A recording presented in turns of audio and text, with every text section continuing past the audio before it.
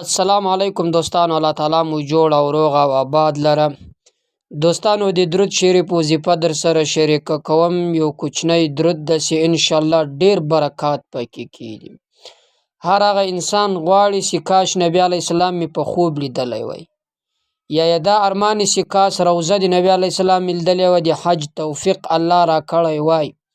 د حج د کولو تر مابین رکاوټونه ختمېدلو لپاره دوستانو دغه یو کوچنی درود شریف چې زه له تاسو سره نن شریک کوم، د دې په ویلو سره به الله تعالی تاسو ته په خوب کې نبی علیه السلام هم در وویني، او د الله پاک جل جلاله به د دې درود شریف په ویلو سره تاسو ته دیدار د مدینې او د کعبې شریف هم در نصیب.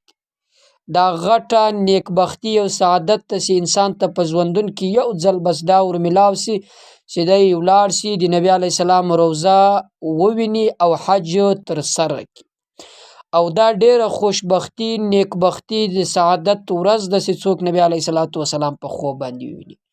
نو د هر انسان د هر مسلمان په زړه کې دا یو خواهش، دا یو ارمان وي چې کاش ما یو ځل نبی علیه السلام په خوب لیدلی وای، یو ځل خالی نبی علیه السلام په خوب لیدلی وای. په دې خوب کې مې د نبی علیه السلام صورت مبارک لیدلی وای، جسم مبارک چې څنګه رنګ و د نبی علیه السلام.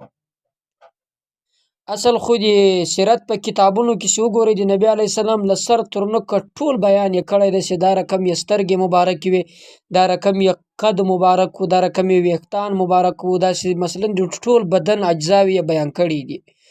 خو یو انسان غواړي چې نبی علیه السلام دیدار وکړي په خوب کې، نبی علیه السلام وویني، د دې درود شریف وظیفه چې دی وکړي ان شاء الله زه دته ګارنټي ورکوم چې الله تعالی به د دغه درود شریف په ویلو سره دته د نبی علیه السلام دیدار په خوب کې ورنصیب. یا یو انسان غواړي د حج لپاره اسباب برابروي، یا د عمرې لپاره اسباب برابرېدل غواړي، الله تعالی غیبي ور باندې مهربانه شي، دته دا وس او توفیق ورکړي چې دی ته عمره وکړي یا حج وکړي، د نبی علیه السلام روضه مبارکه وویني. هغه ارمان چې په ژوند کې دی لري، هر انسان هر مسلمان په زندگی کې دا ارمان لري چې کاش د نبی علیه السلام روضه مبارکه مې لیدلی وای او حج مې کړی وای. نو دا وظیفه یې ورپوره کوي. یو انسان د مثلا د حج کاروبار یا برابر دی، یا د پاسپورت کاروبار نه برابریږي، یا مثلا نور د شي په حج کې نوم جمع کول دی هغه نه راخیږي، یا د عمرې هر څه کار برابر دی، پیسې میسې هر څه شته، خو هغه د پاسپورت یا د ملک د تللو هغه د لارې اسباب او طریقه نه برابریږي. د دې درود شریف په ویلو سره به هم الله پاک جل جلاله دا ټول ورته اسانه کړي. خو یو انسان د مثلا چې هغه بیا پاسپورت هر څه لري خو مال و دولت نه لري، پیسې نه لري، ځکه چې نن وخت کې حج به انتها زیات ګران سو، عمره هم دغسې ګرانه سوله چې انسان پیسې لري بغیر له پیسو نسي تللی، چې انسان روپۍ لري په روپو باندې حج هم کولی شي او هغه عمره هم کولی شي، دا دواړه تر سره کولی شي. خو کم انسان چې روپۍ نه لري هغه نه حج کولی شي نه عمره، او نه د الله تعالی له طرفه پر ده باندې فرض ده. خو بیا هم انسان یو ارمان لري چې کش د ارمان زما پوره سوی وای، حج مې کړی وای.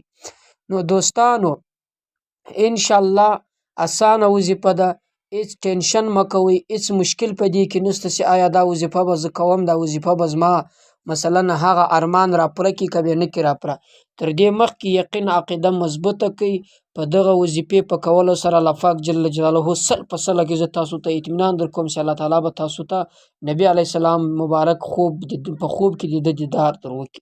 دوستانو یو کوچنی درود شریف ده، زی پر سکرین هم درته کوم او دغسې یاد هم کړئ، که یادولی نسي مثلا دغه سکرین مخې ته نسي وایاستې، ان شاء الله د دغه درود شریف په ویلو سره به الله پاک جل جلاله ستاسو دغه دوه غټ ارمانونه چې دي، یا دا درې د حج یا د عمرې یا د نبی علیه السلام دیدار په خوب کې دا در پوره کړي.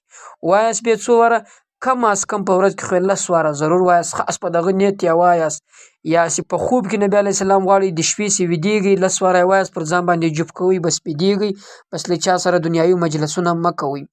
یا مثلا غواړي د حج د عمرې لپاره دغسې یې 10 واره وایاست، تر دې چې زیات ووایاست هم صحیح ده، خو کم از کم 10 واره یې وایاست، چې څومره زیات یې وایاست هغومره زر به دا وظیفه تاثیر کوي.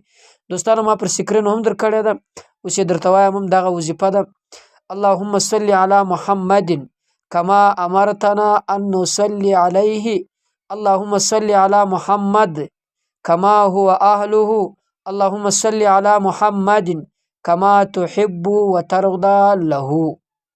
یعنې دغه درود شریف ویل که یو انسان غواړي چې د نبی علیه السلام د روضې زیارت وکړي، د کعبې زیارت وکړي، د نبی علیه السلام د دیدار وکړي په خوب کې، دا وظیفه دې وایي. انشاءالله د دې درود شریف په برکت سره به دا ټول ورته اسانه سي او دغه د ده پر زړه دغه درې غټ ارمانونه به الله تعالی ورپوره کړي. بل د دې په برکت سره به الله تعالی و انسان ته حوض کوثر د نبی علیه السلام ورنصیب کړي. بل د دې په ویلو سره ده ته فرشتې دعاګانې کوي. بل د دې په ویلو سره پر ده باندې الله تعالی رحمتونه نازلیږي.